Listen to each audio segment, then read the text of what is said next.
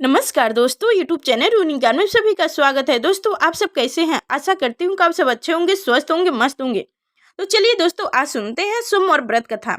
सोमवार की व्रत का विशेष महत्व है। ये दिन भगवान शिव को समर्पित है।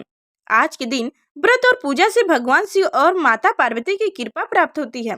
कुछ भक्त शिव जी को प्रसन्न करने के लिए 16 सोमवार का व्रत भी रखते हैं। इस दिन सोमवार के व्रत की कथा सुनने से भी विशेष फल मिलता है। सोमवार के दिन भगवान शिव की पूजा की जाती है। इस दिन शिव की रुद्र अभिषेक करने से भी भक्तों की हर मनोकामनाएं पूरी होती है। आज के दिन शिव जी की पूजा और व्रत के कुछ नियम हैं, जिनका पालन करना भी जरूरी बताया गया है। भगवान शिव की पूजा में उनको प्रिय धतूर और बेलपत्र जरूर अर्पित करने चाहिए। इसके साथ ही सोमवार की व्रत कथा भी जरूर सुनना चाहिए। तो चलिए दोस्तों, आप सोमवार का व्रत कथा सुनते हैं। तो दोस्तों, हमारे साथ अंत तक बने रहिए और इस कथा को सुनते रहिए।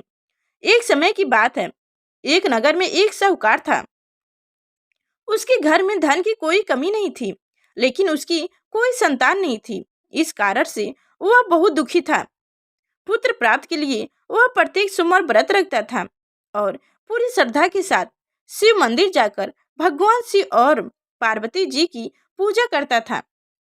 उसकी भक्ति देखकर एक दिन माँ पार्वती प्रसन्न हो गईं और भगवान शिव से उस साहूकार की मनोकामनाएं पूरी करने का आग्रह की। पार्वती जी की इच्छा अनुसार भगवान शिव ने कहा कि हे पार्वती, इस संसार में हर प्राणी को उसके कर्मों का फल मिलता है और जिसके भाग में जो हो उसे भोगना ही पड़ता है। लेकिन पार्वती जी ने साहूकार की भक्ति का मन रखने के लिए उसकी मनोकामनाएं पूरे करने की इच्छा जताई। माता पार्वती के आग्रह पर शिव ने साहूकार को पुत्र प्राप्त का वरदान तो दिया, लेकिन साथ ही यह भी कहा कि उसके बालक की आयु केवल 12 वर्ष होगी। माता पार्वती और भगवान शिव की बातचीत को साहूकार सुन रहा था। उससे ना तो इस बात की खुशी थी और ना ही दुख। वह पहले की भांति शिव जी की पूजा करता रहा। कुछ समय बाद साहूकार ने घर एक पुत्र का जन्म हुआ। जब वह बालक 11 वर्ष का हुआ तो उसे पढ़ने के लिए काशी भेज दिया गया। साहूकार ने पुत्र के मामा को बुलाकर उसे बहुत सारा धन दिया और कहा कि तुम इस बालक को काशी विद्या प्राप्त के लिए ले जाओ और मार्ग में यज्ञ कराना। जहाँ भी यज्ञ कराओ वहाँ ब्राह्मणों को भोजन कराते और दक्षिणा देते जाना। दोनों मामा भांजे इसी तरह यज्ञ कराते और ब्राह्मणों को दान दक्षिणा देते काशी की ओर चल पड़े। रास्ते में एक नगर पड़ा, जहाँ नगर के राजा की कन्या का विवाह था, लेकिन उस राजकुमार से उसका विवाह होने वाला था।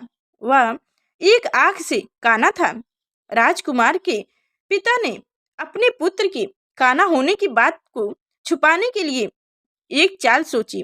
साहूकार के पुत्र को देखकर उसने मन में एक विचार किया। उसने सोचा, क्यों ना इस लड़की को दुल्हा बनाकर राजकुमारी से विवाह करा दूं। विवाह के बाद उसको धन देकर विदा कर दूंगा और राजकुमारी को अपने नगर ले जाऊंगा। लड़की को दुल्हा के वस्त्र पहनाकर राजकुमारी से विवाह कर दिया गया। लेकिन साहूकार का पुत्र ईमानदार था। उसे यह बात न्याय संगीत नहीं लगा। उसने अवसर पाकर राजकुमारी की चुन्नी के पल्लू पर लिखा कि तुम्हारा विवाह तो मेरे साथ हुआ है, लेकिन जिस राजकुमार के संग तुम्हें भेजा जाएगा वह एक आंख के काना है। मैं तो काशी पढ़ने जा रहा हूँ। जब राजकुमारी ने चुन्नी पर लिखी बात पढ़ी तो उसने अपने माता पिता को यह बात बताई। राजा ने अपनी पुत्री को विदा नहीं किया, जिससे बारात वापस चली गई। दूसरी ओर साहूकार का लड़का और उसका मामा काशी पहुंचते और वहां जाकर उन्होंने यज्ञ किया। जिस दिन लड़की की आयु 12 साल की हुई उसी दिन यज्ञ रखा गया। लड़के ने अपने मामा से कहा कि मेरी तबीयत कुछ ठीक नहीं है। मामा ने कहा कि तुम अंदर जाकर सो जाओ। शिव जी के वरदान अनुसार कुछ ही देर में उस बालक के प्राण निकल गई। मृत्यु भजे धजे को देख उसके मामा ने विलाप शुरू किया। संयोग वश उसी समय शिव जी और माता पार्वती उधर से जा रहे थे। पार्वती ने भगवान शिव से कहा, स्वामी, मुझे इसके रोने के स्वर सहन नहीं हो पा रहा है। आप इस व्यक्ति के कष्ट को अवश्य दूर करें। जब शिव जी मृत बालक के समीप गए तो वह बोले कि यह उसी साहूकार का पुत्र है जिसे मैंने 12 वर्ष की आयु का वरदान दिया था।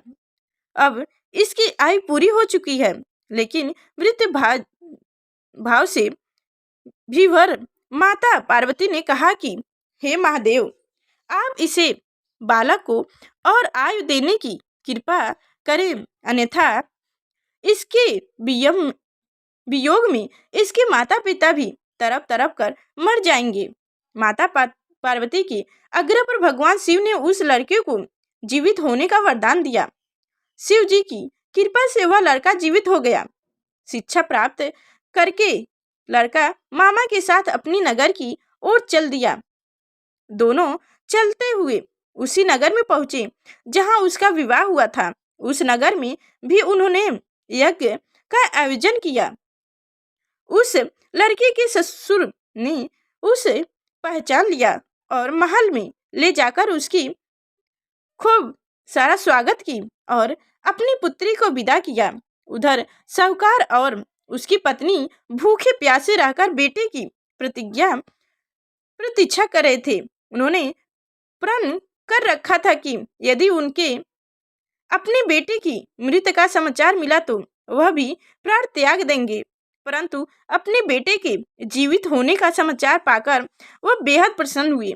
उसी रात भगवान शिव ने व्यापारी के स्वप्न में आकर कहा, हे सर्वश्रेष्ठ, मैंने तेरे सोमवार के व्रत करने और व्रत कथा सुनने से प्रसन्न होकर तेरे पुत्र को लंबी आयु प्रदान की है।